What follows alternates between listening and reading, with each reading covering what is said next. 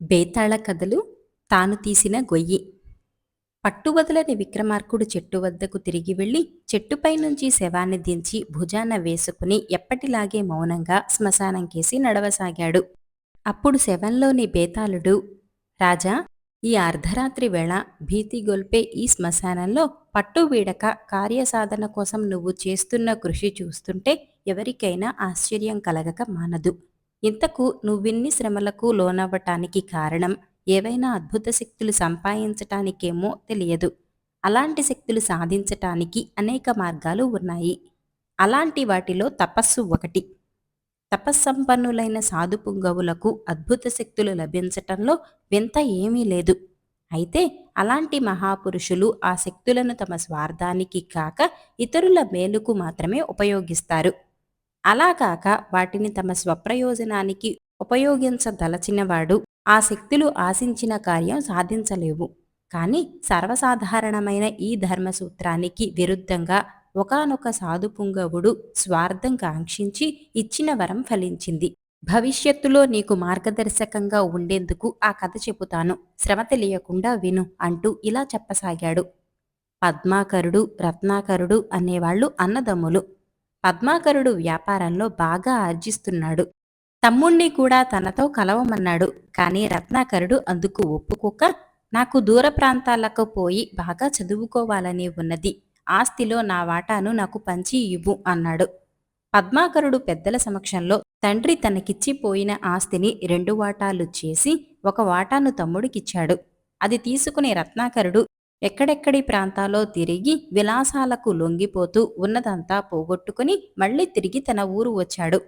అన్నకు మాత్రం బందిపోటు దొంగలు తన ఆస్తినంతా దోచుకున్నారని అబద్ధం చెప్పాడు. పద్మాకరుడు తమ్ముడి మాటలు నమ్మాడు. తన వద్దనే ఉండమని చెప్పాడు.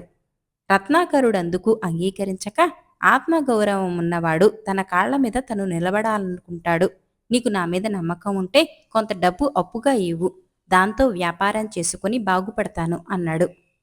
ఈ మాటలకు పద్మాకరుడు నవ్వి, ఆత్మగౌరవం ఉన్నవాడు వ్యాపారం చేయాలనుకుంటే పెట్టుబడికి కూడా స్వయం కృషి మీదే ఆధారపడాలి. నువ్వు సమర్థుడివి. నీ సమర్థత బయటపడాలంటే నీకు బాధ్యత తెలియాలి. బాధ్యత తెలియాలంటే పెళ్లి కావాలి. ఈ ఊళ్ళో ధనవర్ధనుడి కుమార్తె హేమాంగి నీకు అన్ని విధాలా తగిన భార్య. ఆమెను పెళ్లి చేసుకో. ఆమె అరణపు నగలతో వ్యాపారం ప్రారంభించు. పెళ్ళయ్యాక భార్యాభర్తలకు స్వపరభేదాలు ఉండవు కాబట్టి ఆమె డబ్బు వాడుకొనటం నీకు ఆత్మగౌరవానికి అడ్డురాదు అని చెప్పాడు. నెల తిరగకుండానే రత్నాకరుడికి హేమాంగితో పెళ్ళి అయింది.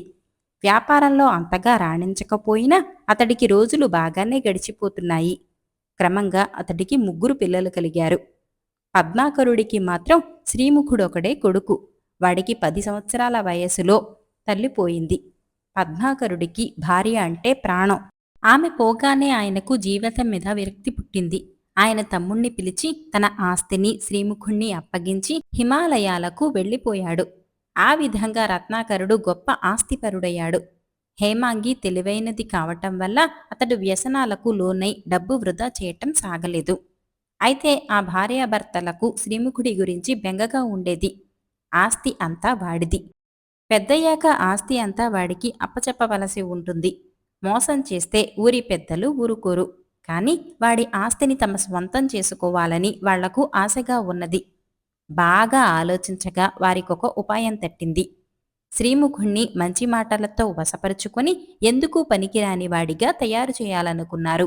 ఒక రోజున రత్నాకరుడు శ్రీముఖుణ్ణి పిలిచి, చదువుకోవటం వల్ల నాకు చెడు అలవాట్లు అబ్బాయి. నా వాటా ఆస్తి అంతా పాడు చేసుకున్నాను. మీ నాన్న నా చేత చదువు మాన్పించాక నేను బాగుపడ్డాను. కాబట్టి నువ్వు కూడా చదువు మానే అన్నాడు. శ్రీముఖుడు చదువు మానేశాడు. ఆ ఊళ్ళో ఎందరో ఉండగా నిన్ను మీ నాన్న నాకే అప్పగించాడు అంటే నా వల్ల మాత్రమే నీకు మంచి జరుగుతుందని ఆయన అభిప్రాయం. ఇక మీదట నువ్వు నా మాట మాత్రమే వినాలి. ఎవరేం చెప్పినా వినవద్దు అన్నాడు రత్నాకరుడు. అప్పటి నుంచి శ్రీముఖుడు చిన్నాన్న మాటలు మాత్రమే వింటూ ఉన్నాడు. సంపదలు శాశ్వతం కాదు. అందుకే మనిషి కష్టపడి బతకటం నేర్చుకోవాలి. ఈ రోజు నుంచి నువ్వు ఇంటి పనులన్నీ చెయ్యి అన్నాడు రత్నాకరుడు. ఆనాటి నుంచి శ్రీముఖుడు ఆ ఇంట్లోని పనివాళ్లలో ఒకడైపోయాడు. నీ చేత పనులన్నీ చేయిస్తూ మేమెవ్వరం కష్టపడటం లేదేమన్న ఆలోచన నీకు రావచ్చు.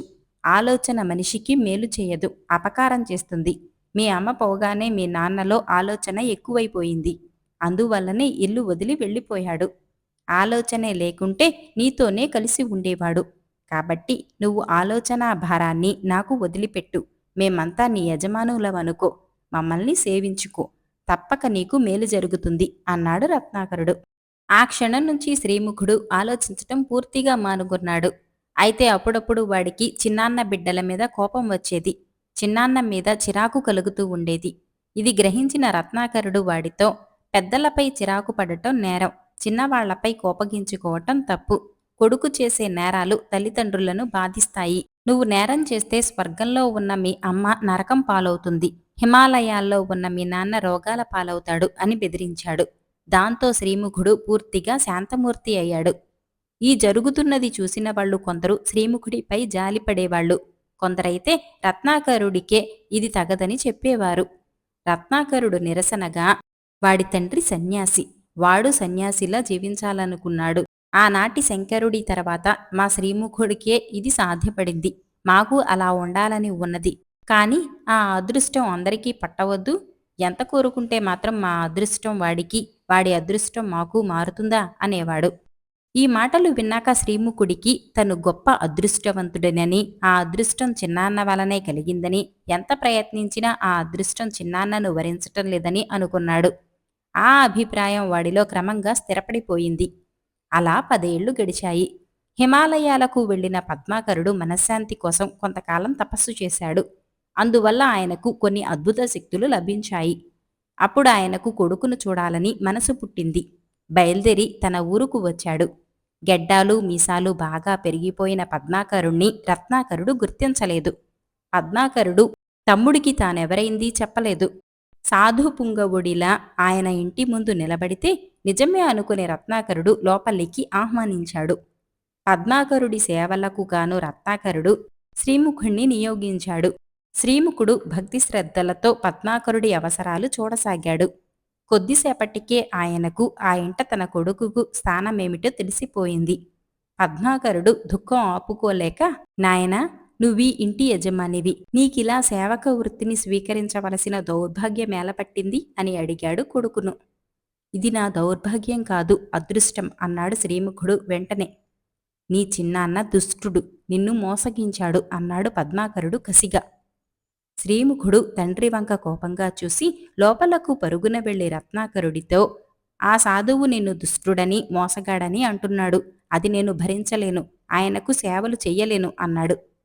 రత్నాకరుడు శ్రీముఖుణ్ణి వెంట పెట్టుకుని పద్మాకరుడి వద్దకు వచ్చి, తమరు నిజంగా సాధుపుంగవులని నమ్మాను. కాని అందరిలాగే మీరు నన్ను దుష్టుడని మోసగాడని అనటం నాకు మీపై అనుమానాన్ని కలిగిస్తున్నది. నా అన్న కొడుక్కు నేనంటే ప్రాణం, నా మీద ఈగ వాలనివ్వడని తమరు గ్రహించాలి అన్నాడు. అందుకు పద్మాకరుడు కోపంగా, నేను నిజంగా సాధుపుంగవుణ్ణే, నీ మోసాన్ని గ్రహించాను.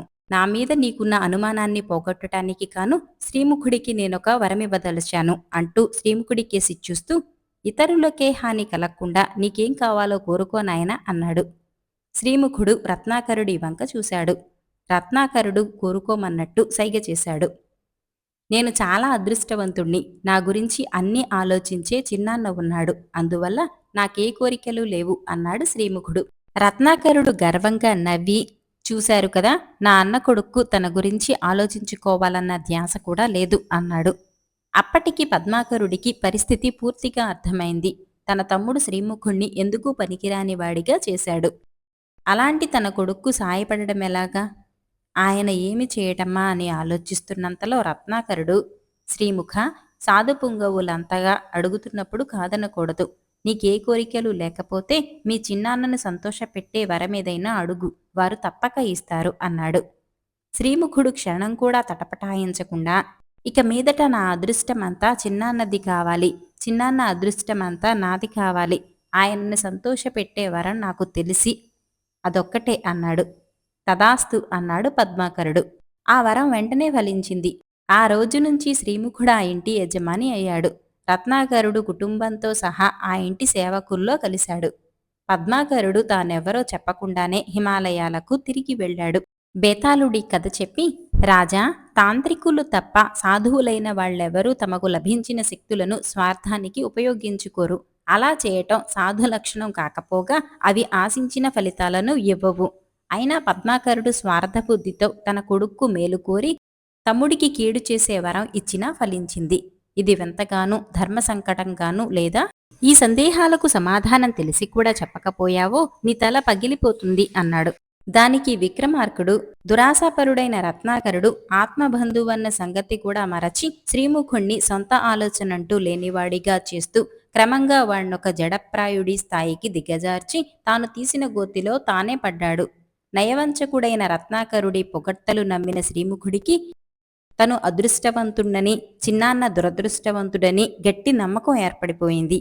ఇతరులకు హాని కలిగించాలని కాక పరోపకార బుద్ధితోనే వాడు వరం కోరటం వల్ల అది వెంటనే ఫలించింది. సాధు సన్యాసులే కాక అలా కానివారు కూడా చేతనైతే దుష్టులను శిక్షించటం అన్ని విధాలా ధర్మసమ్మతం అనిపించుకుంటుంది. పద్మాకరుడు కావాలనుకుంటే తనకున్న అద్భుత శక్తులను ఉపయోగించి తమ్ముణ్ణి శపించగలడు. లేక ఊరి పెద్దలకు తానెవరైనది చెప్పి అందరూ దుష్టుడని భావించే అతన్ని ఊరి నుంచి తరిమించేయగలడు. దుష్టులను శిక్షించటం ప్రజాహితం, ధర్మసమ్మతం. ఇందులో స్వార్థం లేదా ధర్మ సంకటం అంటూ లేసమాత్రం కూడా ఉండదు అన్నాడు. రాజుకు ఈ విధంగా మౌనభంగం కలగగానే బేతాళుడు శవంతో సహా మాయమై తిరిగి చెట్టెక్కాడు. సుల్తాను ప్రశ్నలు రాసిన వారు ఎస్ రవిచంద్ర ప్రసాద్ గారు. ఒకానొక సుల్తాను హుస్సేన్ అనే మిత్రుడితో కలిసి అడవి మార్గం గుండా వెళుతున్నాడు. వాళ్ల ముందు కొంత దూరంలో మరొక మనిషి నడుస్తున్నాడు. సుల్తాను మిత్రుడితో, హుస్సేన్, అదిగో ఆ వెళుతున్న మనిషిని గురించి వివరాలేమైనా చెప్పగలవా అని అడిగాడు ఉత్సాహంగా. హుస్సేన్ వెళుతున్న బాటసారిని కొంతసేపు పరిశీలనగా చూసి, ప్రభూ, అతడొక వడ్రంగి అయి ఉంటాడు అన్నాడు. మరి అతడి పేరేమిటో చెప్పగలవా అని అడిగాడు సుల్తాను. బహుశా అతని పేరు కూడా హుస్సేన్ అయి ఉండవచ్చు ప్రభూ అన్నాడు మిత్రుడు. అంటే లోగడే ఆ మనిషి నీకు తెలుసన్నమాట, అంతేనా అన్నాడు సుల్తాను. లేదు ప్రభూ, అతన్ని నేనిప్పుడే చూస్తున్నాను అన్నాడు మిత్రుడు. మరి అతని పేరెలా చెప్పగలిగావు అని అడిగాడు సుల్తాను ఆశ్చర్యంతో. తమరు నన్ను పేరు పెట్టి పిలిచినప్పుడు ఆ బాటసారి ఇటికేసి తల తిప్పి చూడటం నేను గమనించాను. అందువల్ల అతని పేరు కూడా నా పేరే అయి ఉంటుందని ఊహించాను అన్నాడు మిత్రుడు. శభాష్, నీ సమాధానం యుక్తియుక్తంగానే ఉన్నది. మరి అతడు వడ్రంగి అని ఎలా చెప్పగలిగావు అని అడిగాడు సుల్తాను. ప్రభూ, అతడు నడుస్తున్నప్పుడు పళ్ళు పువ్వులు నిండిన చెట్టుకేసి చూడకుండా బోదెలు లావుగా ఉన్న ఎత్తైన చెట్లకేసి, అంటే కలపకు పనికి వచ్చే చెట్లకేసి మాత్రమే చూస్తూ వెళ్లటం గమనించాను. అందువల్ల అతడి వృత్తి వడ్రంగం అయి ఉంటుందని ఊహించాను అని సమాధానమిచ్చాడు మిత్రుడు. ఆహా, చాలా గొప్ప పరిశీలన. నువ్వు మహామేధావివి. నీ మేధా సంపత్తిని, పరిశీలనా శక్తిని పరీక్షించటానికి మరొక ప్రశ్న. ఆ వెళుతున్న వ్యక్తి కొంతసేపటికి ముందు ఏం భుజించాడో చెప్పగలవా అని అడిగాడు సుల్తాను. బాటసారిని కొంతసేపు పరిశీలనగా చూసిన తర్వాత మిత్రుడు, కొంతసేపటి క్రితం అతడు తేనె కాని మరేదో తీయటి పలహారాన్ని కాని భుజించి ఉంటాడు ప్రభు అన్నాడు. అలాగా, ఆ విషయం అతన్నే అడుగుదాం అంటూ సుల్తాన్ను చప్పట్లు చెరచి బాటసారిని దగ్గరకు పిలిచాడు. అతడు సమీపించగానే సుల్తాను తన మిత్రుణ్ణి చూపి, ఇతడిని నువ్వు ఎరుగుదువా అని అడిగాడు. ఎరగను అన్నాడు బాటసారి. మిత్రమా, ఇప్పుడు నేను 3 ప్రశ్నలు అడుగుతాను. దాపరికం లేకుండా సమాధానాలు చెప్పగలవా అని అడిగాడు సుల్తాను. చిత్తం, అలాగే చెబుతాను అన్నాడు బాటసారి. నీ పేరేమిటి? నీ వృత్తేమిటి? కొంతసేపు క్రితం నువ్వేం భుజించావు అని అడిగాడు సుల్తాను. నా పేరు హుస్సేన్. నేను ఒక వడ్రంగిని. అరగంట క్రితం స్వచ్ఛమైన తేనె తాగాను అన్నాడు బాటసారి. నీ సమాధానాలకు చాలా సంతోషించాను అంటూ సుల్తాను తన చేతికున్న బంగారు కడియం తీసి బాటసారికి అందించాడు. బాటసారి దానిని తీసుకుని పరమానందంగా అక్కడి నుంచి వెళ్ళిపోయాడు. ఆ తర్వాత సుల్తాను మిత్రుడికేసి తిరిగి, అతడు తేనె తాగాడని ఎలా గ్రహించావు అని అడిగాడు ఆశ్చర్యంగా. అతడు మాటిమాటికి పెదవులను చేత్తో తుడుచుకోవటం, నోటి దగ్గరకు వాలుతున్న తేనెటీగలను చేత్తో తరుముకుంటూ ఉండటం చూశాను.